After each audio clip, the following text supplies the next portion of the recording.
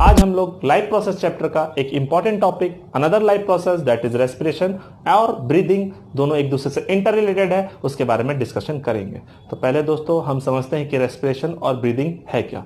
So breathing is a simple physical process of taking in oxygen and giving out carbon dioxide. Breathing एक physical process है जिसमें हम oxygen ले रहे हैं और कार्बन डाइऑक्साइड रिलीज कर रहे हैं। इस दौरान हमारा चेस्ट कैविटी बाहर की तरफ आ रहा है, मींस एक्सपैंड कर रहा है, इसका वॉल्यूम इंक्रीज कर रहा है और एक डूम शेप डायफ्राम हमारे ठीक रिब केज के नीचे प्रेजेंट होता है, वो स्ट्रेट हो रहा है ताकि जगह अंदर बन पाए और एयर अंदर जा पाए।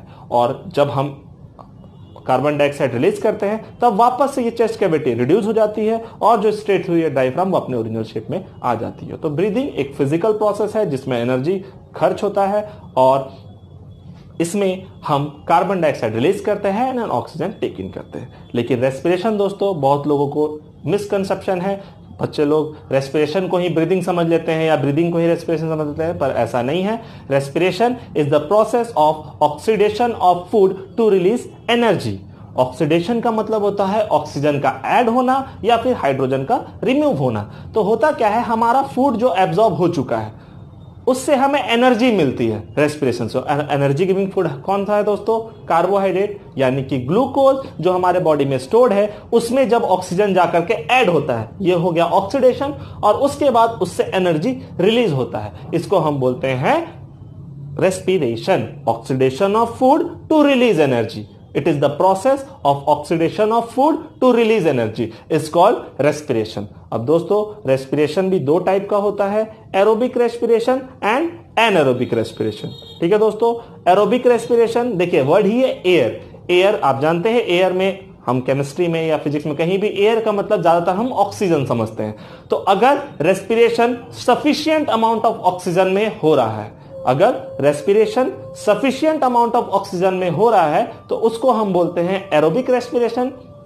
और अगर respiration sufficient amount of oxygen में नहीं, कम ऑक्सीजन में या फिर ऑक्सीजन नहीं है, उसके इफेक्ट से हो रहा है, उस कंडीशन में अगर रेस्पिरेशन होता है तो उसको हम एनाएरोबिक रेस्पिरेशन बोलते हैं। जैसे कि हमारे बॉडी के सेल में माइटोकॉन्ड्रिया होता है, वहां पे जो रेस्पिरेशन होता है वो होता है एरोबिक रेस्पिरेशन। और बहुत सारे बैक्टीरिया हैं, जैसे कि आपने सुना होगा मीथेन जीन्स, जो कि सीवेज ट्रीटमेंट प्लांट में हम यूज करते हैं, उसको रिलीज कराने से वो मीथेन गैस रिलीज करते हैं, जिसके कारण हमें एलपीजी सिलेंडर या फिर गैस वो एक फ्यूल की तरह काम करता है। तो वो बैक्टीरिया एनाएरोबिक रेस्पिरेशन करते हैं। उसी तरह ईस्ट जो कि एक फंगस है, इसका यूज बेकरी में होता है, अल्कोहलिक इंडस्ट्री में होता है, वो भी एक टाइप का एनएरोब है, यानी कि एनाएरोबिक रेस्पिरेशन करता है। तो हम प्रोसेस देखते हैं दोस्तों कि होता क्या है एक्चुअली रेस्पिरेशन में। तो बेसिकली ये एक ऐसा प्रोसेस है जो प्लांट्स में और एनिमल्स में दोनों सेम है, आपको अलग अलग पढ़ने की जरूरत नहीं है,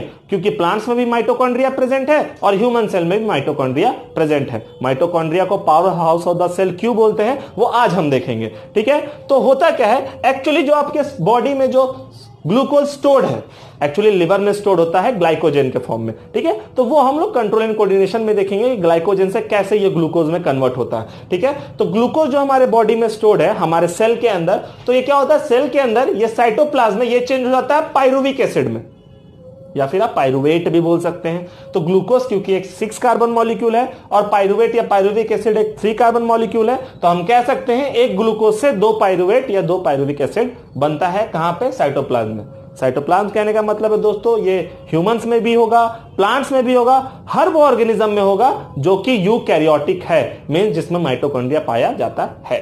तो उसके बाद क्या, अब इसके बाद हम इसको 3 ब्रॉड प्रोसेस या कैटेगरीज में बांटते हैं जो कि नेचर में हमें देखने को मिलता है। सबसे पहला हम देखते हैं माइटोकॉन्ड्रिया में, ये हमारे अंदर भी होता है और प्लांट के अंदर भी होता है। जब उन्हें, क्योंकि प्लांट्स को ऑक्सीजन जो मिलता है वो फोटोसिंथेसिस के प्रोसेस में वो जो ऑक्सीजन रिलीज करते हैं वो उसको रेस्पिरेशन में यूज करते हैं। और हम तो ब्रीदिंग के थ्रू हमें ऑक्सीजन मिला होता है और हमारे लंग्स में जैसे ही ऑक्सीजन जाता है तो ब्लड उसे लेकर के पूरे बॉडी के सेल तक पहुंचाता है ऑक्सीजन को। तो वही ऑक्सीजन जब माइटोकॉन्ड्रिया में जाता है और इस पाइरुविक एसिड में ऐड होगा, मींस ऑक्सीडेशन होगा इसका, तो ये चेंज हो जाएगा CO2 में, H2O में, एनर्जी में। ना ये CO2 गैस है जो हम रिलीज करते हैं ब्रीदिंग में, H2O वाटर वेपर वो भी हम रिलीज करते हैं, और ये एनर्जी हमारे रोजमर्रा की जिंदगी में जो हमें जरूरत पड़ती है वो एनर्जी है। तो क्योंकि ये माइटोकॉन्ड्रिया में ये एनर्जी प्रोड्यूस हो रहा है, इसलिए हम माइटोकॉन्ड्रिया को powerhouse of the cell बोलते हैं, क्योंकि सेल के अंदर, माइटोकॉन्ड्रिया के अंदर ही एरोबिक रेस्पिरेशन कंप्लीट हो पाती है।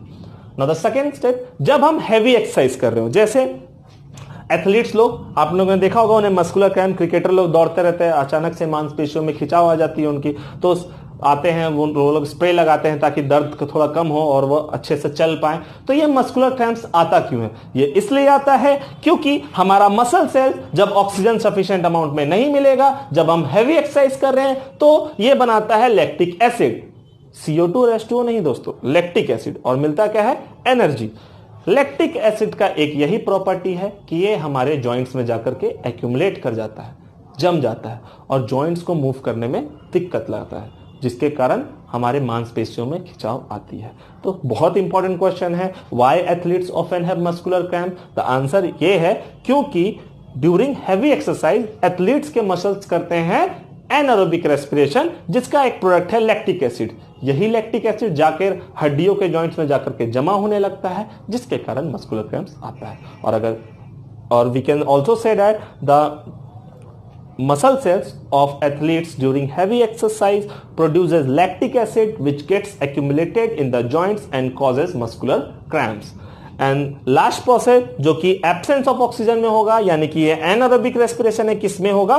ईस्ट में।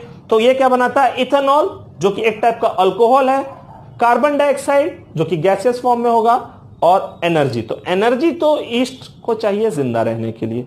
इस इथेनॉल बनाने के प्रॉपर्टी के कारण बहुत जगह अल्कोहलिक इंडस्ट्री में ईस्ट का यूज होता है, और ईस्ट क्या करता है? कार्बोहाइड्रेट को चेंज कर देता है इथेनॉल में।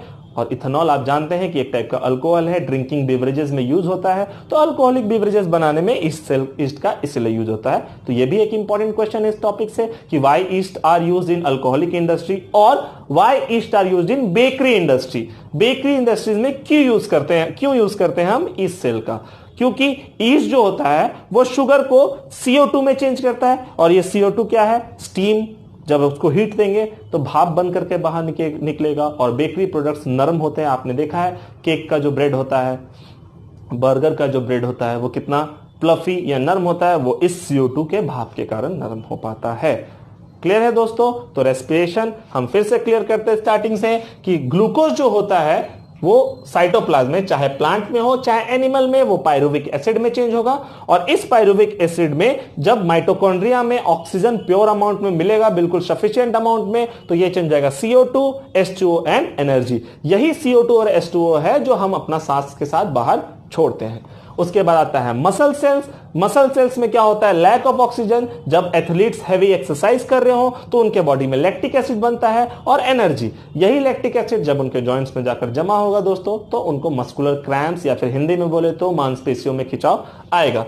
And last one, pyruvic acid क्या होता है? इस सेल में क्या होता है? इन एब्सेंस ऑफ ऑक्सीजन ये चेंज जाएगा इथेनॉल में, फिर CO2 में एंड एनर्जी में। और दोस्तों इसके बाद एक छोटा सा टॉपिक जो कि हमारा ब्रीदिंग सिस्टम और रेस्पिरेटरी सिस्टम, उसके बारे में हम देख लेते हैं कि हमारे बॉडी में गैसेस का ट्रांसफर कैसे होता है। कि ऑक्सीजन जो हम अपने नोस्ट्रिल से या नसल चैम्बर से लेते हैं, तो उसका पाथवे क्या है, रास्ता क्या है, वो किधर से हो करके जाता है। तो अगर हम नोज चैम्बर की बात करें, तो नोज चैम्बर के बाद ये पहुंचता है फेरिंग्स रीजन में। फेरिंग्स वो रीजन है दोस्तों जहां पे एक फ्लैप एपिग्लॉटिस प्रेजेंट है, जो कि फूड को विंड पाइप में जाने से रोकता है। ठीक है। फेरिंग्स के बाद आता है लैरिंग्स, जिसको हम लोग वॉइस बॉक्स भी बोलते हैं। इसी के वाइब्रेशन से हमारे बॉडी में या फिर हमारे माउथ से वॉइस बाहर आता है। लैरिंग्स के बाद ये जाता है विंड पाइप में, जिसका नाम है ट्रैकिया। एंड ट्रैकिया के बाद ये दो बड़े बड़े ब्रांचेस में चेंज होता है दोस्तों। अगर हम डायग्राम कुछ ऐसा बनाएं तो ट्रैकिया में ऐसे कार्टिलेज का रिंग्स होता है, उसके बाद ये ट्रैकिया मेनली दो ब्रांचेस में बढ़ जाता है, और ये ब्रांचेस फिर लास्ट में जाके छोटे छोटे और ब्रांचेस में बढ़ जाते हैं। अगर हम एक लंग्स का एक रफ डायग्राम देखकर तो ये जो है ये ब्रोंकाई है, ये जो है ये ट्रैकिया है, और ब्रोंकाई छोटे छोटे और ब्रांचेस में चले जाते हैं, टूट जाते हैं, जिनको हम बोलते हैं ब्रोंक्यूल्स। और हर ब्रोंक्यूल्स के एंड में बहुत सारा एयर बैग्स होता है, जिसको हम बोलते हैं एल्वियोली। और जैसे स्मॉल इंटेस्टाइन में विलाई में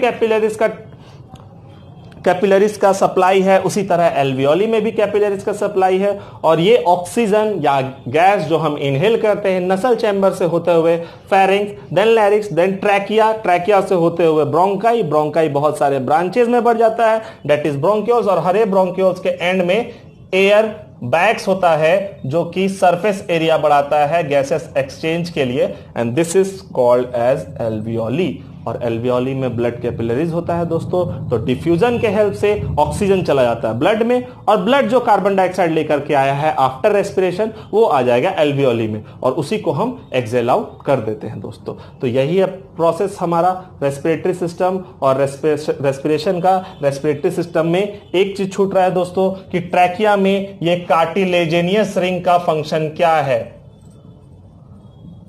ना देखिए, कार्टिलेज होता है फ्लेक्सिबल बोन, ये हमारे बॉडी को फ्लेक्सिबिलिटी तो प्रोवाइड करता है लेकिन स्ट्रेंथ भी। जैसे हमारे नोज और ईयर पिन्ना में कार्टिलेज पाया जाता है, तो ये फ्लेक्सिबल भी है और स्टिफनेस या हार्डनेस भी प्रोवाइड करता है। तो क्योंकि विंड पाइप हमेशा एक्सपैंड और रिलैक्स कर सकता है, तो उनको कोलैप्स करने से, टकराने से बचाने के लिए यह कार्टिलेज प्रेजेंट होता है। Cartilaginous rings protect the wind pipe from collapsing with each other. Clear है दोस्तों? तो आज के लिए बस इतना ही। Till then good bye. मस्त पढ़े, बिंदास पढ़े, टेंशन ना ले। और जाने से पहले बोल दूं, लाइक जरूर करें, शेयर जरूर करें।